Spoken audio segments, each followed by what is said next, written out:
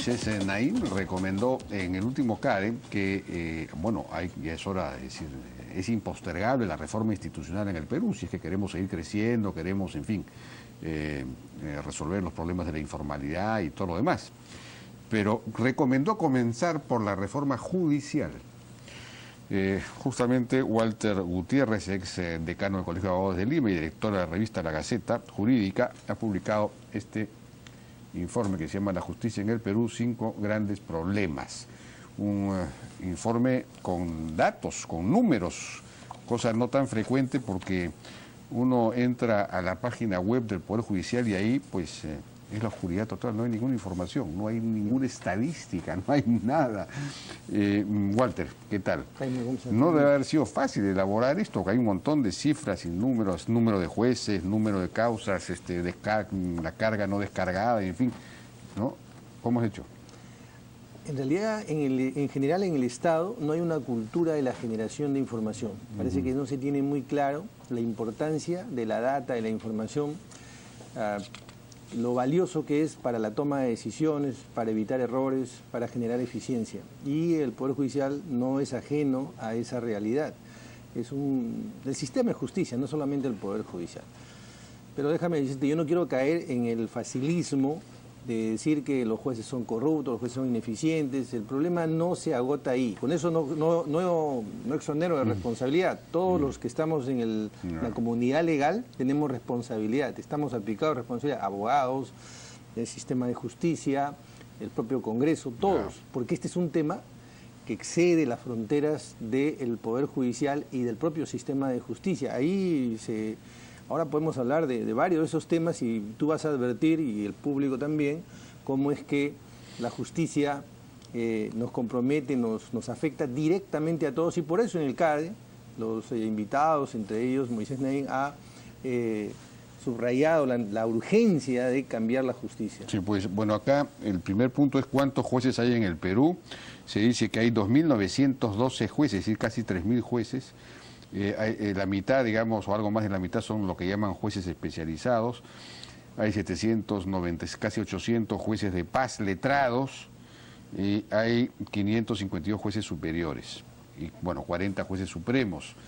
Pero aquí el segundo punto es el eterno problema de la provisionalidad. El 42% de los jueces son provisionales o supernumerarios.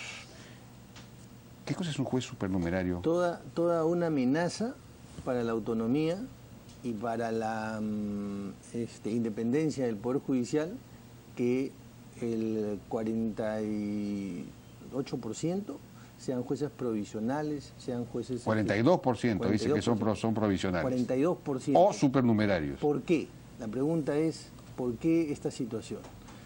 Porque hay una sobrecarga de 3 millones de causas. Mientras tú y yo conversamos, hay 3 millones de causas en proceso. El Estado es el principal litigante, con cientos de miles, demandado o demandante, porque los abogados podemos iniciar procesos civiles o penales con una facilidad impresionante. Antes de entrar aquí, conversaba unos minutos con Clara Mosquera y me revelaba que en su despacho, en un mes, recibe 700 causas, es decir, cerca de 8.400 al año.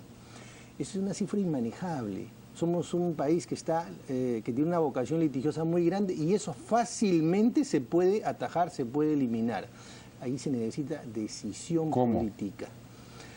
Tú dices que la mayor parte viene del propio Estado, es decir, es el Estado contra el Estado, o particulares contra el Estado, ¿no? Por ejemplo, yo recuerdo que la ONP era iba a tocarte ese tema, porque sucede que el Estado, por dilatar o por postergar el pago de una pensión, se va hasta la Corte Suprema. Y eso ya la Defensoría del Pueblo, eso ya el Tribunal Constitucional ha señalado que el Estado debe detenerse en esa vocación de postergar ese pago. Y ahí estamos hablando de decenas de miles y en otros casos centenares de miles de causas donde el Estado o acciona el sistema de justicia o es demandado. Eso podría resolverse internamente en la ONP y sin embargo los congresistas no se les ocurre cosa mejor que, digamos, tirarse abajo el sistema privado de pensiones que sí funciona bien. En cambio la ONP, ya estamos viendo la cantidad de juicios que hay contra el Estado y que sobrecargan al Poder Judicial, ¿no? Claro. Eso entonces se podría resolver internamente. Eso se puede resolver Administrativamente. Claro, pero, a ver, Jaime, el tema va porque el Poder Judicial no es el único que tiene competencia sobre la administración de justicia. Partimos de una falacia. Hace unos días alguien me decía, pero la reforma tienen que hacerla los jueces. La reforma tiene que hacerlo el Ejecutivo, tiene que hacerlo el Legislativo y tienen que hacerlo los jueces. Mira, el presupuesto del Poder Judicial es 1.800 millones al año. El 97% de ese presupuesto es para gasto corriente, es para pago de planillas, es para el pago de pensiones. Solo el 3% es gasto de capital. ¿Esto qué significa? Significa que con el 3% el Poder Judicial, como cualquier institución pública o privada, es inviable. Es como si este canal se manejara con un gasto de capital del 3%. Las computadoras del Poder Judicial, que cada 2 años pasan a estado de obsolescencia, que son más cerca de 2.000, no se van a poder reponer. Son cerca de 30.000 o 20 y tantas mil computadoras, de las cuales el 10% pasa a situación de obsolescencia. No hay dinero para eso. Los inmuebles se alquilan y no se compran, y se gasta más alquilando en vez de comprarse los inmuebles. No se trabaja con sistemas, no hay softwares en base de datos de cómo está la jurisprudencia para poder administrar justicia. En los distritos judiciales, los jueces, los cerca de 3.000 jueces administran justicia de manera diferente. Es un dédalo jurídico total, un laberinto total. Entonces, en ese escenario no puede haber seguridad jurídica, no puede haber predictibilidad. Tal como está la justicia, conspira contra la economía, contra los derechos, contra todo, porque los juicios además, como tú vas a ver en el informe, duran, cuando deberían durar 1 año o año y pico, duran 5 o 6 años. Y hay varios casos en que duran 10 y hasta 40, como hemos señalado en un caso puntual ahí. Entonces estamos hablando de una situación realmente dramática. Pero es un asunto de falta de recursos, es un asunto de organización, es un asunto de falta de, digamos, de metas de productividad. Entiendo que en el Poder Judicial, por ejemplo, hace un par de años se está empezando a medir la productividad de los jueces de una manera muy primaria, es decir, simplemente cuántas sentencias ha emitido. Esto tendría que, digamos, sofisticarse un poco, porque la cosa no es tan sencilla, ¿no? Muy diferente, es una sentencia de familia que una, pues, de un caso complejo, en fin, no se puede comparar así nomás. Necesitaríamos lo que podríamos llamar un expediente equivalente, pero, digamos, debería haber un sistema de medición de la productividad bien hecho, que permita saber si los jueces están trabajando o no están trabajando. Hay muchos que trabajan y tienen una sobrecarga enorme, de repente hay otros que no están trabajando mucho o que trabajan mal. Entonces, claro, no sabemos si se está usando bien o no los recursos. A ver, hay varias decisiones que podrían casi al día siguiente hacer eficiente el Poder Judicial. Hace un momento yo te decía que el presupuesto es 1.800 millones. En 2 años que dura el periodo del presidente, cualquiera que sea, estamos hablando de 3.600 millones. ¿Cómo se puede gerenciar? No estoy hablando ya de administrar justicia, estoy hablando de gerenciar este servicio público. ¿Cómo se puede gerenciar con una administración que cada 2 años cambia? Y que en la práctica dura 1 año, porque luego al año siguiente está de salida. Sí, pues. Entonces, ¿cómo se puede gerenciar? Eso hay que cambiarlo. Debería durar 4 o 5 años para que pueda haber una verdadera gestión. Esa es una decisión que nace del Congreso, desde luego, y que puede cambiarse. Y darle mucho, empoderar al gerente general, quizás, ¿no? Es que la administración no debería cambiar, debería quedarse un buen tiempo, y ahí tú has tocado un tema fundamental, que son los indicadores. Este es un servicio público básico que tiene que ver con derechos, desde los más básicos hasta los más importantes, los derechos fundamentales. ¿Tú conoces alguna política pública en justicia? No existe. No hay una política pública, Jaime. Una. Mencióname una. Sí hay una. ¿Cuál es? El nuevo Código Procesal Penal. No, pero también esa es una política de Estado. De acuerdo. Pero que es interesante porque se maneja, se monitorea incluso desde el Ministerio de Justicia.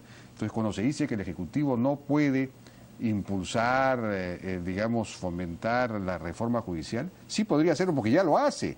El nuevo Código Procesal Penal se maneja en lo que se refiere a los lineamientos, el seguimiento y las formulaciones de presupuesto. Estamos totalmente de acuerdo. Desde el Ministerio de Justicia. Entonces eso podría fortalecerse para extender... Recuerda que más de una vez lo hemos conversado, Sí. que la reforma tiene que impulsarse desde el Ejecutivo y desde el Legislativo. Eso no quiere decir inmiscuirse en la administración de justicia en relación a la causa concreta, Claro, donde se cierta. requiere la independencia y la autonomía.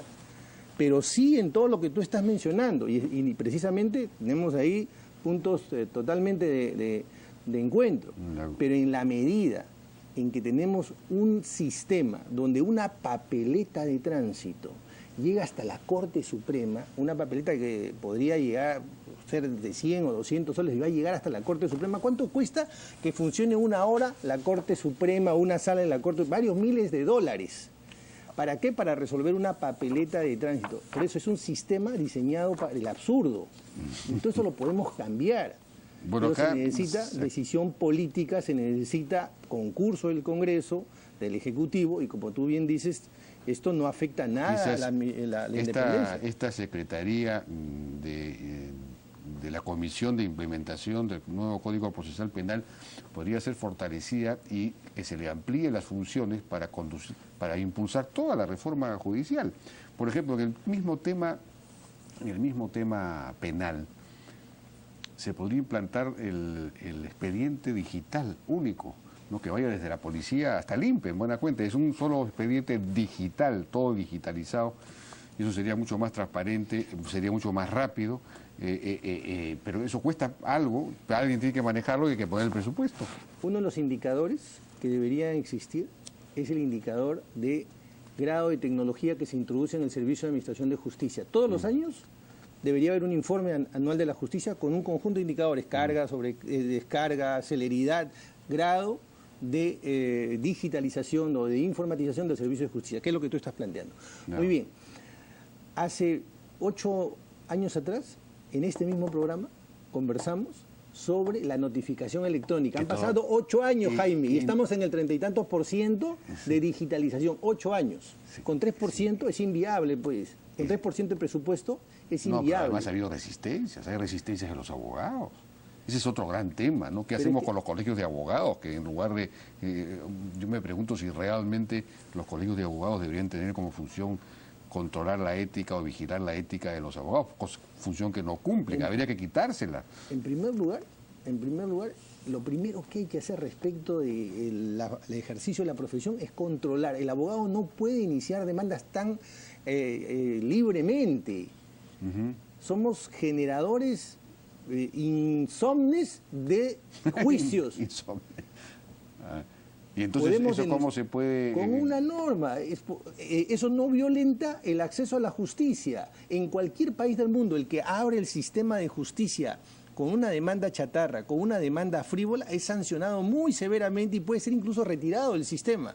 ¿A qué derecho se afecta cuando uno utiliza esos 1.800 millones, esos 3.600 millones y afecta el derecho de otros? Te lo está diciendo un abogado, y además Claro. yo he sido decano del Colegio de Abogados y no tengo ningún reparo y empacho en decir que eso no es Esa es una norma que hay que establecer. y se puede hacer. Creo que podemos generar un consenso y se puede hacer, y eso reduce el agolpamiento de la cantidad de procesos que hay en el Poder Judicial.